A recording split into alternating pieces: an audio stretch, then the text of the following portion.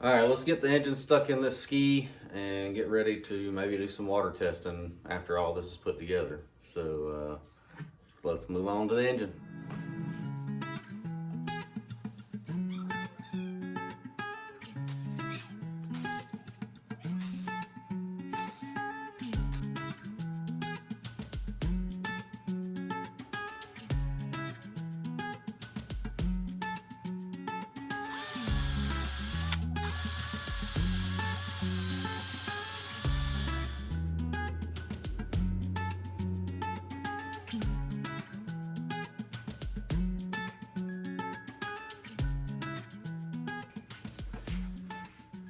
If you haven't went back and saw all the other videos, they're linked in the description of this video, obviously. So go back, check out the turf install, paint, all that kind of fun stuff.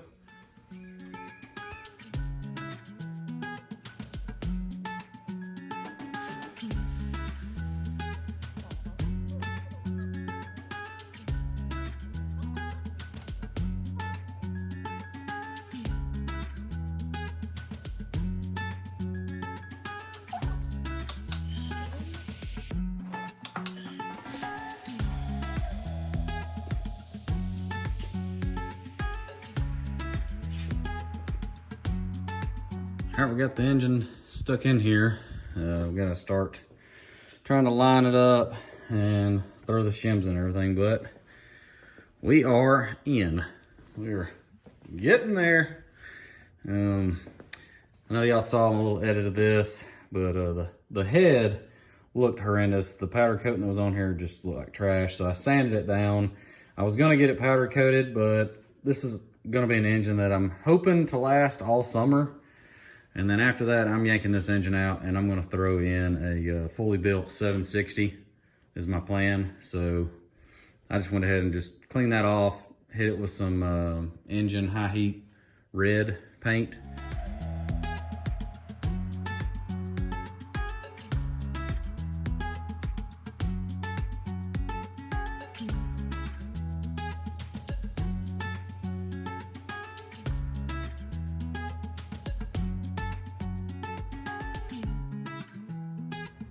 Okay, this is where I've gotten myself to now.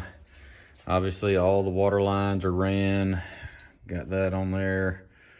All these are connected. I got pretty much every bit of the electrical done the way that I think I'm gonna have everything ran. You can see my little one-way valve for the bilge. The bilge is crammed in there perfectly, as you can barely see it. Getting that cover in there with everything in here was real fun. I was able to fish it around this way and then finally got it in there and got it installed. So I believe everything back there is done aside from the primer. I got to run it to the main line here and then the other line come around and then connect to the T that I made up underneath this cover. I may have to actually take this back off just to get to it to secure it to the little T under there. But I'm at the point now where I got to get one more strap for the water box. I've got one. That was the only one that came with it. So I'm gonna try to get a hold of another one just to make sure that it doesn't move around, keep the pipe from actually making contact with the inside of the hole. And I gotta clean this and put a piece of turf on the bottom. The way that this person had it, they put like some foam underneath the sides, but nothing under the bottom. So I'm gonna put a layer of turf on the bottom. So I gotta do that. And like I said, I gotta clean this up. I'm gonna see what I can do with it. Maybe sanding on it a little bit. Oh me, this has been a stressful little deal right here. Mainly the turf was stressful. Oh yeah, and I guess y'all can see now. Got the computer mounted on there. If I am complaining about anything that I probably should have caught before now, would be the holes that were already here for these pockets. This one's a little higher than this one. So it just, yeah, it gets my attention. Slightly annoying. Okay, so now I got the turf on either side and in the middle. And I had to reposition the other strap for this because my steering cable is, I almost got it too short. I did get a modified length I think I went with like 8 inches shorter. But it's like, if it had like 1 more inch, good joke, or maybe 2, it would have probably been perfect. Right now, it's kind of, when this is all the way up, I mean, that's all the way up, and it's still got some movement, but it's tight. Obviously, when the hand pole comes down, it gains some of the slack, but all right, let's get this tank stuck in here.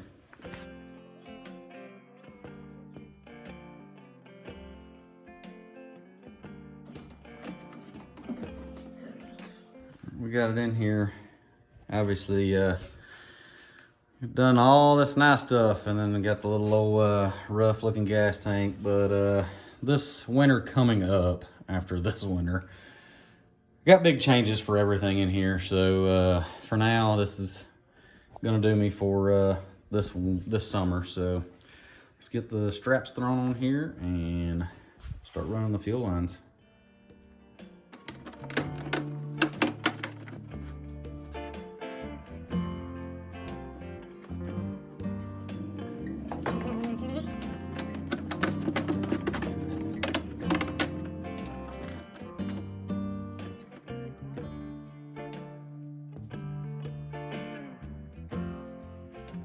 If you follow me on TikTok, you probably saw one of my quick little, or Instagram little videos of doing a primer setup for dual carbs.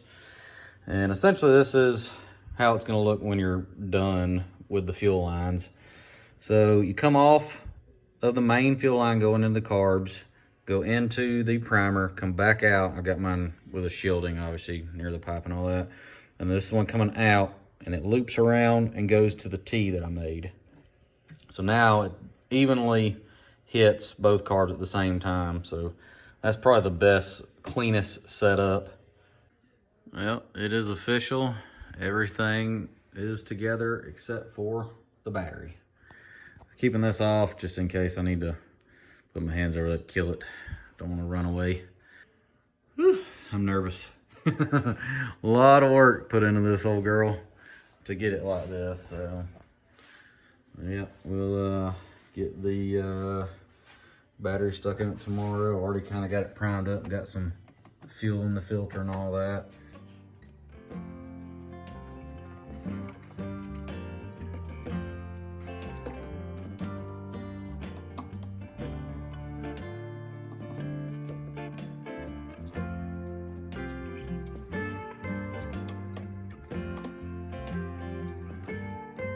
All right, well, now's the moment.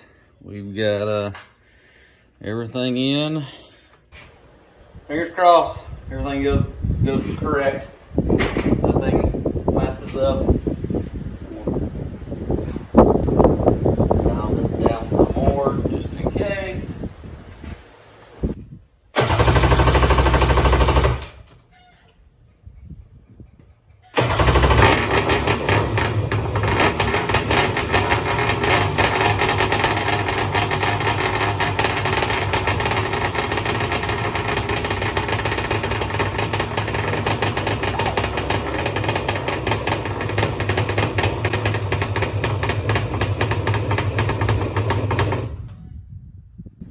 Heck yeah!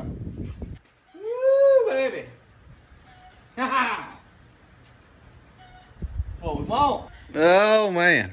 All right, she's running. One thing I messed up on, and I probably should take the time to fix. It's going to be a nightmare. Is the darn bilge pump. Apparently, the 5200 that I was using was old because it would not take. I waited over 24 hours and it was still just moving around. It never would take. So cleaned all that off and I put super glue down there, which was stupid. I should have just went and bought some more 5200. And during the process of me figuring out what was going on with the bilge pump, knocked it loose, just barely pushing on it. So I might have to fix that. So I'm gonna have to obviously tear everything back out to get to that, which is what it is. I have no idea how excited I am right now. And it is 70 degrees today. It still gets down into like the 30s at night, but it's 70 today. So I'm probably going to put my wetsuit on and we're going to go stick this thing in the water. Yeah, the water I think is like 47 today, so maybe a little cold, but I think it's worth it to give this thing a little rip.